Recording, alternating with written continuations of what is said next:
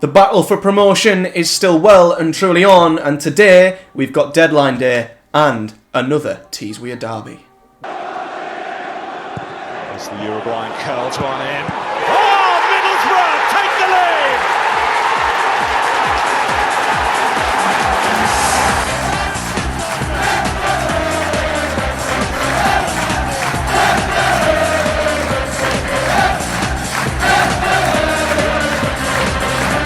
What is up, guys? Matthew here. Welcome to another episode of Project Boro here on FM24. Big thank you for tuning in and supporting the series so far. And if you are new, there is a playlist right here on the channel to keep up with all of the Project Boro episodes so far into Season 2, of course. And if you also like A Road to Glory, my Darlington Road to Glory series is also simultaneously riding alongside this series on the channel, so check that out as well if that takes your fancy. Now, we have come back a bit earlier today because deadline day is coming up, and it is obviously an exciting time of year. It's a day where anything can happen, and while we've still got plenty of wage budget, plenty of transfer budget, anything could pop up and happen.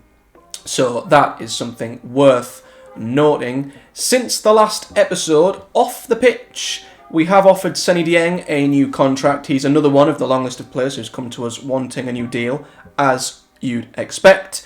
And it looks like Bangura is probably going to follow him as well. So as the wage bill increases, that's always the concern, that players are going to want more and more and more. But we've got room for it in the wage budget, I guess. I'm hoping we will, as a club, go in the same trajectory as our wage structure does, because if you go in the opposite direction and your wage structure goes up and you go down, you're in trouble.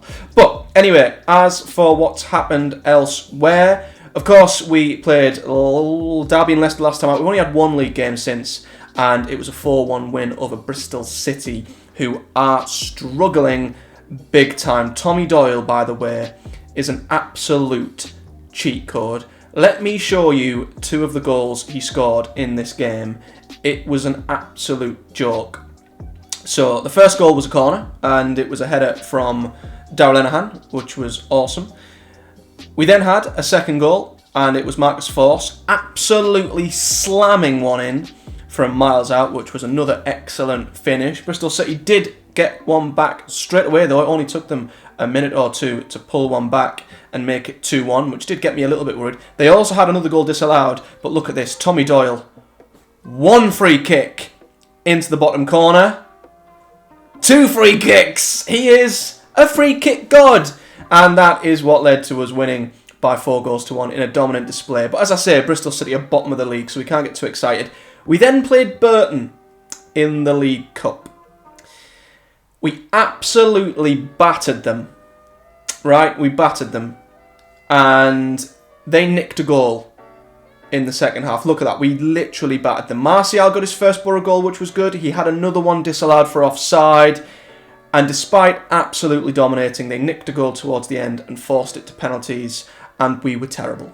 Barlasser missed, Martial and McNair scored, Pelistri missed.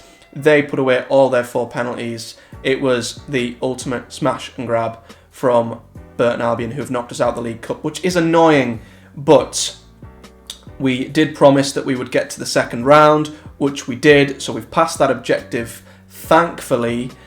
It's just a shame that it ended in the manner that it did. But it's one less competition to worry about, I guess. And we move on, and hopefully we don't let that affect us too much. And our unbeaten start to the season will go on. But as I say, Wycombe today, another game which I expect us to win. They are favourites to get relegated before we play Sunderland in what could be a juicy encounter. They are top of the Championship and seem to be, like they did last season, scoring goals for absolute fun. Like us, they've won every game, barring the game they played against Blackburn, although we drew to Leicester as well, didn't we? But they've also just lost in the Cup on penalties to a low league opposition. So very weird similarities between the two of us, with deadline day sandwiched in between as well. But without any further ado, let's head to the game away at Wycombe to see if we can keep our good start to the season going. So some good news. Seny Signs has signed the contract we offered him, a 4-year deal, 32 grand a week. This is the ballpark where a lot of the players are wanting to be paid now. If they're first teamers, they're looking at the other first teamers who've come in and are basically wanting the same amount of money. But if there are certain players we simply cannot have unhappy, and Seny is one of them. So that's another concern. All of these concerns in the dynamics are slowly starting to disappear. Marcus Forss still has an issue, but yeah, overall, I think we're doing pretty well. And oh, here we go again. Another one. I knew it was coming. Bangura wanting a new deal. I'm going to buy myself some time and see if Lenihan can resolve the issue for me. But every time we've asked that to happen, it isn't resolved. I'm going to leave it till deadline day. I think we've got the time to do so. We've got other things to focus on, and that is Wycombe. So yeah, we could get, if results go our way, to the top of the league with a win here. So yeah, let's get the team ready. So here's the team then for the game away at Wycombe Wanderers. Seny is in goal, back four of Arroyo on the right with Ferguson still out injured. McKenna and Lenihan, as you'd expect, with Lucas Engel on the left. Paddy McNair sits behind Hackney and McGree. You may be wondering where Tommy Doyle is. He picked up an injury in the game where he got the brace, the 2 free kicks. He also got a gashed leg. So yeah, he's missed the cup game and he's going to miss this game, but will be back for the Sunderland game, which is a relief. So Riley McGree comes in his place alongside Hackney, the usual attacking pair of Jones and Pellistri on either side, and Marcus Forss will start up top because I think, dare I say, we are slowly but surely getting the old Marcus Forss back. It's took us a long time, a lot of hard work. It's like we're working on a relationship. It's like we're trying to, I don't know, convince an ex to come back to us or something like that. It's been a graft. We've had to graft to get Marcus Forss back on side, but we stuck to our guns. He stayed at the club, and despite Latilath still being here, despite us bringing in Martial from Man United, Marcus Forss has kept that place in the team, and that's credit to him. I think maybe bringing in Martial might have forced Forss to book his ideas up and get his head down, maybe. But like the Derby game away from home, this is the second newly promoted team we've played on the road, and the Derby game was far from an easy ride, so I'm not expecting this to be either, despite Wycombe coming up and being one of the favourites to go down. But a highlight here on 9 minutes. Arroyo plays it into Forss. Hackney, look at the quick football. Jones into Pellistri. Rowney ball at its absolute finest. He's offside. That is devastating. What a goal that was. Who was offside? Oh, it was Jones. That was an absolutely delightful goal. Oh, I was so happy with that.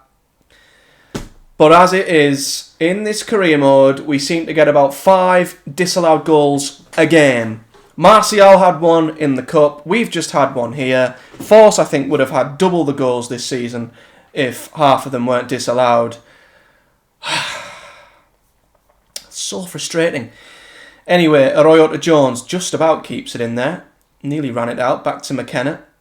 Here's Isaiah Jones inside to Hayden Hackney. This is good possession-based build-up to McNair. Back to McKenna. Dragging and pulling the Wycombe players in and out of position as they're playing with a very deep back line. Hackney, though, plays Isaiah Jones in behind. What a run back to Hayden Hackney. He's in the box and it's found its way into the back of the net. It was deflected. But another beautiful move from back to front. Patient play down the right. Hackney was the one who played it initially in behind to Isaiah Jones. Keep an eye on Hayden Hackney. Makes a great run into the box with his weaker foot, and it does deflect off of a defender. Was it going wide? I'm not sure. But we are not going to care because we've cut ourselves in front. And we've got a corner, and we've doubled the lead instantly. It's Lenihan who gets 2-2. He obviously got a goal in the league game last time out against Bristol City, and it was exactly the same. Ball into the near post. Lenihan with the header. Wonderful stuff from the boys. And look at that. Screenshot it. Screenshot it, guys, before it changes again. Middlesbrough, we are top of the championship as things stand. Let's not get complacent like Marcus Forss is at the minute. Leicester, though, have sadly gone above us, which is a shame. And Wycombe look like they're going to play the ball out. They gave it straight away to Paddy McNair here, and we might catch them on the counter-press here. Hackney into Isaiah Jones, and he's just put it wide. That should have been 3. Big chance missed by Isaiah Jones. Other than that, though, we've been clinical. I wouldn't say we've created an unbelievable amount of chances, but we've took them when they've come. And I'm going to say you're doing brilliantly. Keep going. That's enough, I think. Of course, Pellistri would have had a goal as well if it wasn't offside, which would have been delicious. But let's keep things going. Oh God, I was going to say I can see this only going one way. Wycombe with a throw in here. BRISTOL with a shot, and that had Dieng worried, but it's over the bar. I hate long throw-ins, just in general. I get really anxious about long throw-ins. And Wycombe again, opting to just lump it into the box. Crosses, corners, I tell you what, they've started the second half on fire here. Another corner coming in. This is an important period for us where we've got to stay focused. Someone's got to get out. Get out! Anyone? What? Why? Where is the defence? They've just allowed Leahy? I mean, look at this. He's got the freedom of Wycombe. Just running the box. Where's the right back? Arroyo, where are you? That's frustrating. A game we really should be in control of. Wycombe, in fairness, have come out and they've been fantastic since the half-time break. Pellistri's gave the ball away. Thank God Arroyo was there to intercept. Here's Isaiah Jones. Here's Isaiah Jones! And it's a good save by the goalkeeper. Let's just calm down. This has been a frantic start to the second half. And the highlight ain't done there. Here we come again, Pellistri. Charging down the left. His cross is cleared. Engel plays it back to Hackney, who's took a shot. What an effort that is! He's absolutely fired. A rocket from miles out that's hit the bar. Back in again. Headed out. This is a bonkers start to the second half. I can't catch my breath. Whew. Jesus. And despite that, this game is very much in the balance. Force is complacent. Right, Force, we're not having this. We're going to bring on Martial, who's got his goal. He's off the mark. I'm hoping he can, continue that on. Got a lot of players playing well, It's just annoying that overall we've not killed the game off, and I do worry that could come back to bite us. I will just make the one change up front for now. We should have enough to get a third and kill the game off. I'd be very unhappy if we didn't. But in typical Boro style, we love making things hard for ourselves. But this would be a great time to get that third goal. Here's Engel. Pellistri. It's in towards Jones, who I've never seen score a header in my life. Arroyo here. Can he put it in? He can! Anthony Martial has arrived on Teesside. Hopefully that will be that. He's got himself his first goal in the cup. He had another disallowed. And he's got his first championship goal. Fair play to Arroyo. He did really well there, picking up the ball, driving to the byline. And it's a great cross to Martial, who was in the right place at the right time. Okay, now I feel like I can make a couple of subs to just preserve. So, Latilaf will come on the right. And when you're tired late in the game, the last man you want to see come on is Latilaf. McNair's complacent, so he'll go off for O'Brien, who I think is perfect. You don't want a complacent defensive mid who's in front of the back four. Not at all. McGree's having a great game, but I'm also going to swap him out for Barlasser. We've got such great depth. We really have. We can bring out players, bring in players who are of similar quality, rotate the team. As I said, when we were in the midst of the summer window, I think the bench looks a lot stronger. The first 11's not too different in terms of quality, but in terms of depth, I think we've really improved the squad. Pellistri's been incredible, torturing them down the left into Engel. It was close, but I never thought it would go in. Into the final 10 minutes, throw in on the left. I was about to go into game management, slow it down, but if Wycombe score here, it's going to be nerve. Oh my God. What was that? Vincent Young has just hit an absolute screamer. Where's he pulled that one from? I mean, this is an unbelievable finish. And it just, again, makes life nervy. I mean, we just need to get over the line in this game. I can't quite believe we're in this position. Here's Dan Barlasser. Can he kill it off? Tommy Doyle would put this in the top corner, but he's unfortunately injured.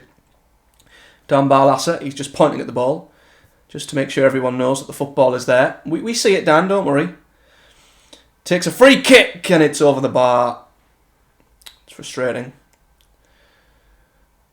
I mean, I think just regardless of the opposition, we're going to have to just try and get to the end. So let's bring off Palestri. Oh, I don't know. No, we're not. We're going to bring off... Nope. Who am I going to bring off? I want to put a centre-back in there. I don't know who to take off. I could bring off Palestri, but then who the hell's going to play on the left? I don't know. Hackney's going to come off for Vandenberg. O'Brien's going to come in to a midfield too. Rav's going to sit into a back five. And I'm hoping if they start chucking balls in, why the hell can my back five not get in a five? There we go. Yeah, if they start lobbing crosses in, which they probably will, we will be able to head them out again. That's the hope.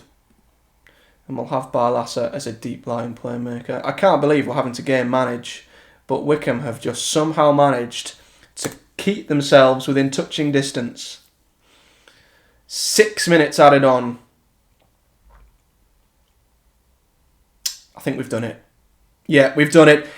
Like Derby, that was tough, but we've negotiated another tough game away from home. I mean, we deserved the win, in all honesty. Wycombe did well to get their goals, but I'm going to say that that was a good result. Yeah, nice work. Simple.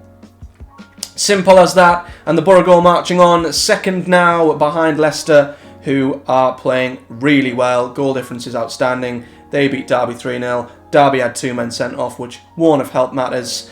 And it's safe to say they have had a terrible start to the season. Bottom of the league. So, a win, which is awesome. We have got deadline day now to look forward to. I haven't got any deliberate plans, but anything and anything can happen. So, we'll get to deadline day. If anything happens, I'll obviously come back to you guys. If it's a quiet one, we'll probably just get to the end of it with a bit of a recap and then look forward to the game away at Sunderland, which is going to be pretty darn good.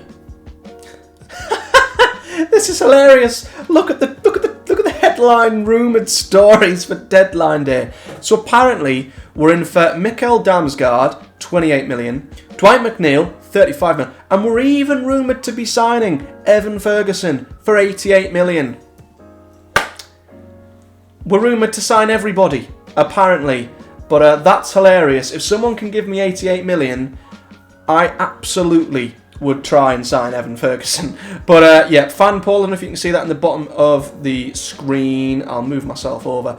Fan poll, the fans think we should strengthen in defence, interestingly enough. I mean, as I say, we've got no immediate plans, but we're certainly going to keep our eye open and see what happens. So one player we did put on the loan list was Seny Silvera, who I don't think quite broke into the team last season, and as we've improved and gotten stronger, he's just fell completely down the pecking order. So we were advised to loan him, and I think that's what we're going to do. Hibernian want him. They've offered to pay 325 if they want to make the deal permanent. I think that's ridiculous. That's when he's worth $1 million. No, can I change that? I mean, is that a clause? Percentage of the next sale, loan clause, mandatory future fee. I mean, I know his value will decrease, but I still think we would want a bit more than that. I'm going to go 800k. I think that's generous. And let's also ask for the same monthly playing fee as non-playing. They want to pay 30% of the wage. I'm not too bothered about that, but we'll send that back to them and see if we can get Samy Silveira a loan move. And well, they've come straight back. That was quick. Their mandatory future fee's not changed. I'm going to once again push that up to. I'll go 700k. Trying to help you out here, Burning. They have accepted a monthly playing fee, but they've not, matched the unused, which is fine. And they are willing to pay a bit more. Actually, they've gone up to 40%, which I respect. And that's not gone through. In fact, there's another one. St Mirren have come in as well. So it looks like Scotland want a bit of Samy Silveira. Let's just accept that and see what happens.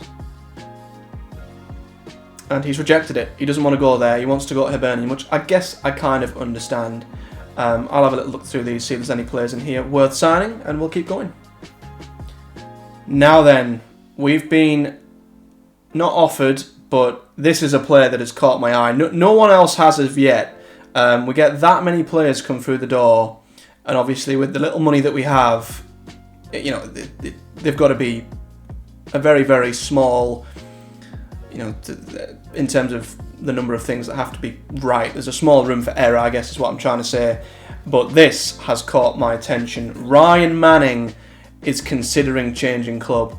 Now, other than Ryan Giles, I guess, last season, he is probably the best left back you could get at championship level. He's a fringe player at Southampton, which I find quite crazy, and is just very, very good. He's a complete wing back, which fits our system. Dynamic wise, squad planning wise, Lucas Engel is the main left back. Arroyo wants to play on the right, so if we want to keep him happy, playing him on the left might not work as well. Ferguson will probably start there when he's fit. Does that leave us a bit light at left back? Ryan Manning would be incredible. The problem is the values between 4.2 and 6.2. When we go to finances, we're just below that. We've got room wage-wise, but if we shift it across, it's still not enough. And then we'll only give ourselves like £11,000 a week, when I think he's going to probably want 30. So we have to give ourselves around about this much room, 607,000. The wage budget, the transfer budget's then only 3.8.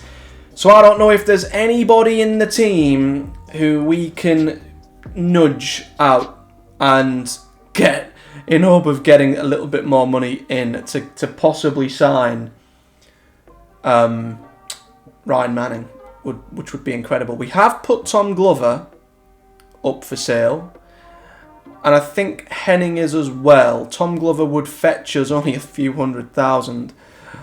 Oh, God. I might test the waters with this one, but I feel like... he's a fringe player. Southampton are surely gonna give us a figure. Surely. It could be too much. It might just be that little bit too much. And if I'd have knew this a couple of weeks ago, I would have made him a priority. They've rejected it. But he wants to leave. What are you on about? Oh, come on. Push for a move. Push for a move. They wanted by Luton, so come on. 5.75 million is what they want. Damn it. Is there something we can do? Is there a way around this? 3.9. We can't pay any more than 3.8. That's all we've got. They want 2.2. I'm going to drop it to 1 point, but I'm going to say... See, percentage of next sale's an awkward one because he's 28. So what would we ever sell him for? But, you know what, I'm going to try and just play them and sweeten it anyway and say 30%. 3.8. 1.8. 30%. We're close. They want to know that we're not giving you any more money, Southampton. Go away with that. No. We'll give you 40%. Oh, come on. They're not wanting to negotiate. They want 56k after 10 league appearances and 1.1 million after 10 international appearances. Who does he... He plays for Ireland. Should we ask the board?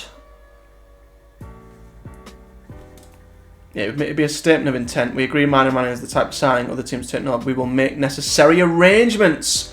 Stephen Gibson. What a chairman. What have they done? Oh my god. 5.75 million.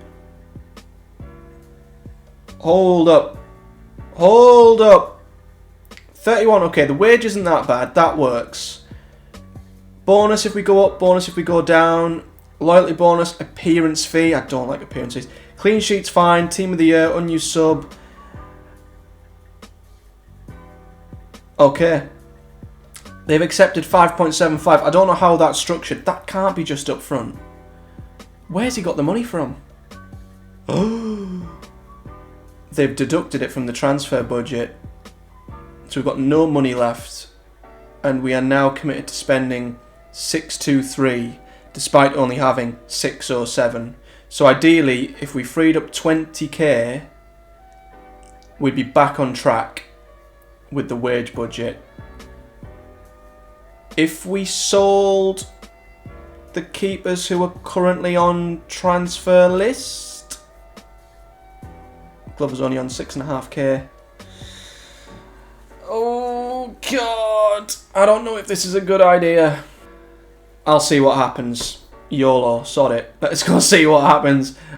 York, though, to be fair, Hearts have come in for Zach Hemming. I mean, every little helps in terms of the wage budget right now. So if you want to pay the majority of his wage, please do so.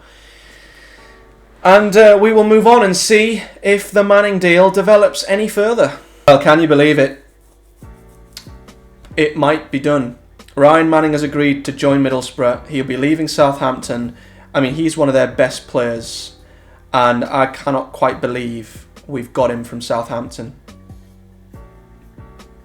That's a ridiculous signing. I honestly do think that's a ridiculous signing. Yes, he's 28. He's at the very, very tip top of what I would consider a player. But Ryan Manning is in. He's here. That's ridiculous.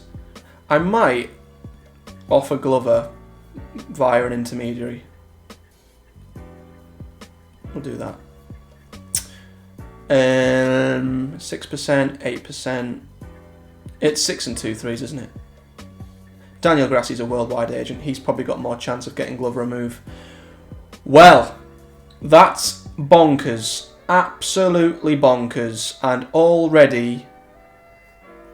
Panic buy? Absolutely not. No, he's not. Shut up, Taylor. So it looks like they've instantly found a club. That's why I love the intermediaries. Obviously, we're not going to get that much for him.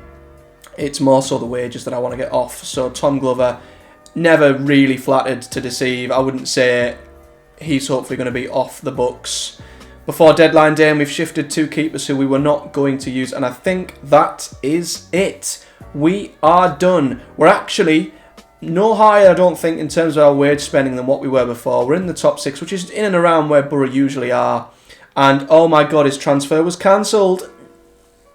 It's fallen through because of paperwork. And now we're not working within the wage budget. Oh, what have I done? What have I done? What have I done? Ryan Manning has tempted me too much to the point to which I have... bought a player I maybe didn't need to, and we've also got players wanting more money on their contracts. So that's fun. But we will drop him straight in. I mean, Ryan Manning, how can he not be your starting fullback? Engel, it's harsh, but we now look at the left back. And it's pretty good. It's pretty good, let's be fair. It's a signing we needed to make. Maybe we should have gone for a squad player, but we didn't. And yeah, that is what it is. So let's have a little recap on the transfer window now that it is done. So in this summer, all right, let's go out this summer. Loads of loans. A lot of them I think might have not even been this season, to be fair. The big moves out, of course, Tommy Smith left for Ipswich. Dale Fry left for Leicester, which was the big bulk of the money we've then been able to spend. And in terms of players we've brought in, Nathan Ferguson, Palestri, a free and a loan. We've then got Arroyo in, with Martial in on a free, Scott McKenna on a free, Tommy Doyle on loan. The two players we've spent money on is Lewis O'Brien and Ryan Manning. We've sold £17 million worth of players. We've actually bought 9.5. So we've made just under 6 million just under 8 million of a net gain within the transfer. So that's not too bad. So anyway, let's put that behind us now, and we will move on to the big game away at Sunderland. Right, and Bangura wants a new contract. We're going to have to offer him it, which ideally I don't want to do, but he is a player who's been outstanding for us last season. Let's not beat around the bush. He has been good for us. He's arguably not had a great start of the season and has lost his place to Palestri on the left. But if we had an injury to Jones or Palestri, one of them would have to move over to the right.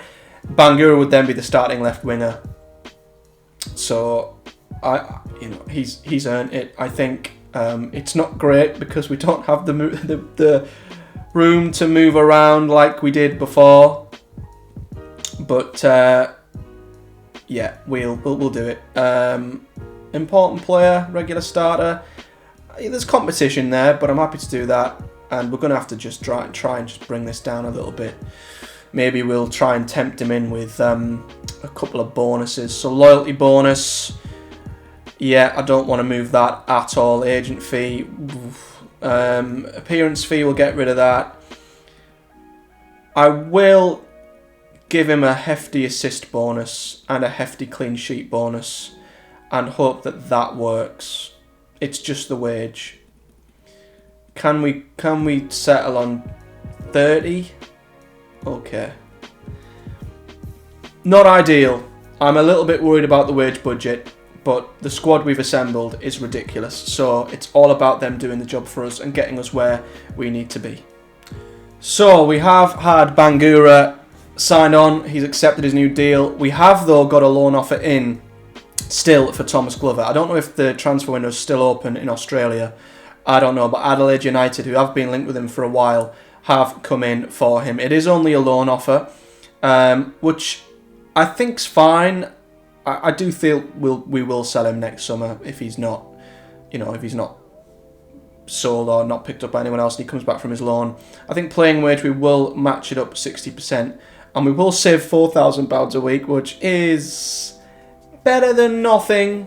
It helps the wage budget a little bit, and he is set to move on loan, which is good for him because he's just not quite good enough for the quality of squad we currently have. Another signing that I forgot we made, this was an assistant manager. We don't have one, and I do like to have an assistant manager during games to point out certain tactical things that could be useful, and Marcel Bout is the guy we've gone for. He was recommended to us. He's worked at Bayern, he's worked at Manchester United. He was at Sheffield Wednesday last time out, which doesn't sound too luxurious, but he's been a scout for United, a coach for Netherlands, an assistant manager at Bayern. And overall, I mean, his tactical knowledge is incredible. 20 rated, his player ability, judgment, his stats are incredible, adaptability is really high. And the big thing that got me was that his preferred formation is the exact one we play, and his second is the exact one we also sometimes play, which is the 4-2-3-1. So again, more wages that we're adding to the wage books, but yeah, we've got ourselves an assistant manager in, which I think is a step in the right direction. So here's the team then for this game, and I tell you what, I'm very excited for this game. We've got two North East rivals, both flying, both on the up, coming head to head. Last season, Sunderland battered us at the Stadium of Light 3-0. We then battered them 5-4 in that incredible 9-goal thriller, if you remember last season. And we're both fighting for promotion this time round. We've got an incredible squad. They've got an incredible squad. I don't quite know where Patrick Roberts is. He's not playing, which could be a good thing. But honestly, some of the players they've got and the potential of some of their players, they've got a ridiculously good young squad. And Jack Clark, I have no idea how he's still playing at this level, if I'm absolutely honest. But the Boro team, we've got Seny Signs in goal. I am going to keep Arroyo in, I think, despite Ferguson nearly being back fit. Arroyo will keep his spot. McKenna and Lenihan. Ryan Manning is straight in to make his debut. He'll be up against the other winger, I think, but still, he's got to play, and I can't wait to see how he gets on. McNair and Hackney are in midfield. Tommy Doyle is back, and I can't wait to see how he gets on with Jones, Palistri, and Marcus Force up front. But look at the team. We've got 3.5-star centre-backs, a 3.5-star left-back, 3.5-star advanced playmaker, 3.5-star wingers. We've probably got two of the best wingers, one of the best attacking midfielders, one of the best left-backs, and the best centre-back pairing in the league. So I'm delighted with the squad we've assembled. It could all come absolutely crashing down if we get well beaten by Sunderland, but yeah, this could be an absolute firecracker of a Tees-Weir derby. So both teams carry some good recent form. We are both on fire, and yeah, extra motivation for me. It's always helped to be as prolific as your team has been recently. Yes, we've been very good going forward. And here we go. This is the Tees-Weir derby. A game that often throws up surprises, sending offs, screamers, drama, controversial decisions. I think we had one here last season where they had a penalty that was never given. It should never have been given. But yeah, 3rd v 4th I think it is. What a game. What an occasion this is. We can't go top with a win because Leicester's goal difference is way too good, but we can get back into second with a win. Please don't be a complete letdown of a game. Sunderland with a corner after 10 minutes. Here's Jack Clark cutting inside. Oh, he's so dangerous! He is so dangerous! He's turned Arroyo inside out, and one of the key battles on the left has been lost. Jack Clark, I mean, he is an absolute joke. He really is, and he's scored a beautiful goal, and it's not the ideal start to the Tees-Weir derby for us. Sunderland's first shot on goal is in the back of the net. That's annoying. We had a nightmare here last season, and I'm very worried it might be about to happen again. We are just as competitive as them. We should be fighting alongside them. The fans won't like it if we get well beaten. Oh my God. It's offside. Oh my God. Thank the Lord. Pizarro plays it into Dan Neil. I tell you what, if that's offside, it's tight. What a ball. Jesus Christ. That, oh my God, McKenna's give it straight to Jack Clark. What are we doing? Boys, why are we deciding to play like this in the biggest game of the season? For goodness sake, there's no nerves amongst you apart from McNair and McKenna. Chill. Come on. Oh no, Dieng's injured. No. Oh my God, you're kidding me.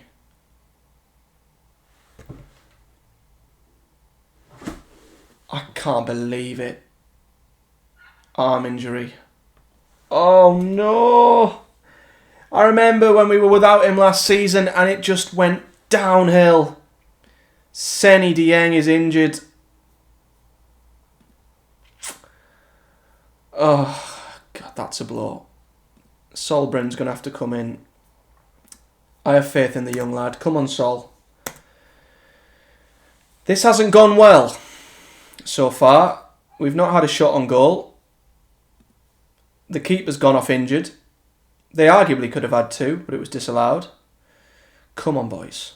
Come on. We've had a tough start. Here's Solbrenn. Out to Lenihan. Come on, boys. Paddy McNair, former Sunderland player, of course. He plays it out to Arroyo. Oh, my God. What are we doing?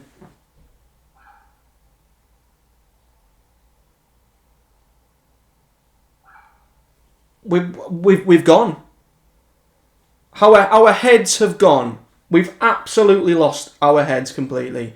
What is that ball from McNair? Arroyo didn't react. It's embarrassing. What a day and what a time to come out with an absolute stinker of a performance. I can't believe what I've just watched. That was disgraceful. It really was bad. Get your acts together and start playing football. I'm disappointed you haven't been able to control the midfield. Jesus Christ. I cannot believe how badly this game has gone. Jesus. Come on, boys. I mean, they've scored with their only 2 shots on target, which is a bit frustrating, but... Nope, corner to Sunderland. We're going to have to make changes. We're going to have to hook some of these guys off because some of them have been awful. Isaiah Jones, awful. Palestri's going to swap. Jones is coming off for Bangura. I wouldn't say Force has done well either. Martial, you're known for scoring big goals in big games. At least you were back in the day, so you can come on. Yeah.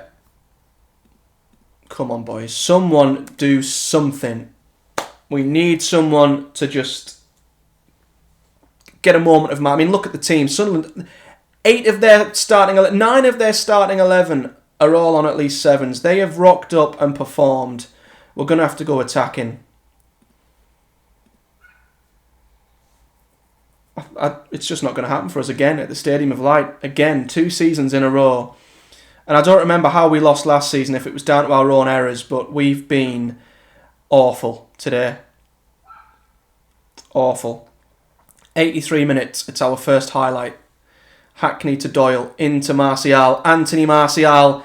Ooh, that was a dangerous tackle. It comes back to Bangura, the shot, the cross is deflected and saved, and oh, bloody hell. It's not going to go for us, is it? And if we want to get promoted, these are the teams we're competing with. We've got to be better against these teams, and it's not going to... The fans aren't going to be happy with this result. Bangura's headed it straight to them. I remember last season, it was a defeat to Sunderland that it started a slope of winless games where we almost lost our job.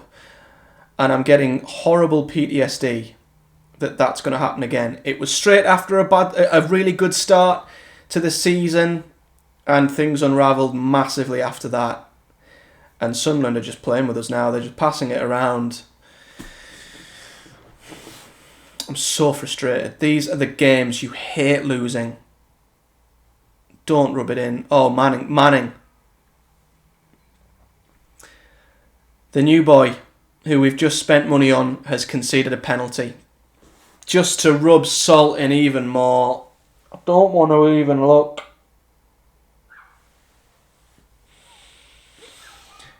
This has been probably the worst possible outcome. He was having a good game as well. Of course he gets himself... He concedes a penalty.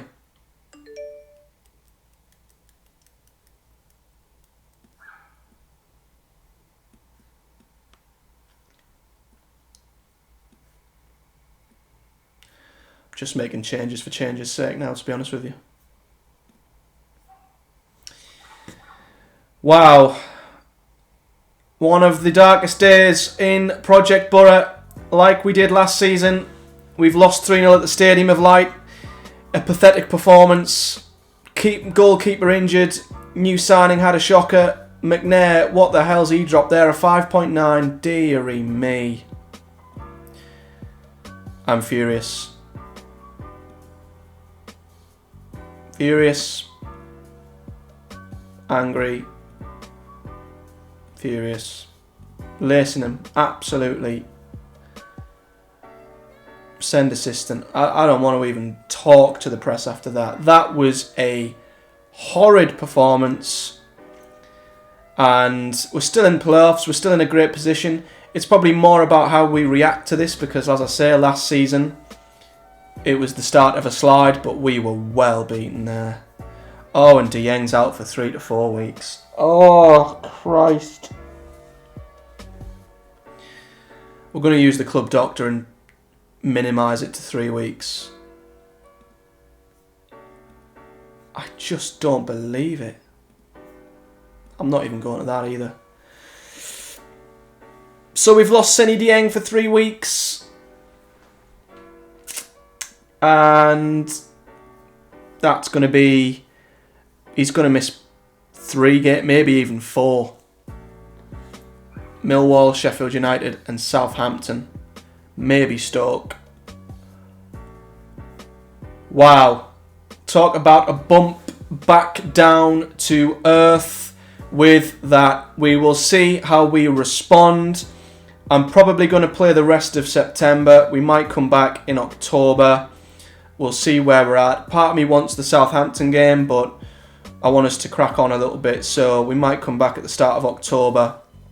But that has been a humbling defeat that has brought a very good start to the season right back down to earth.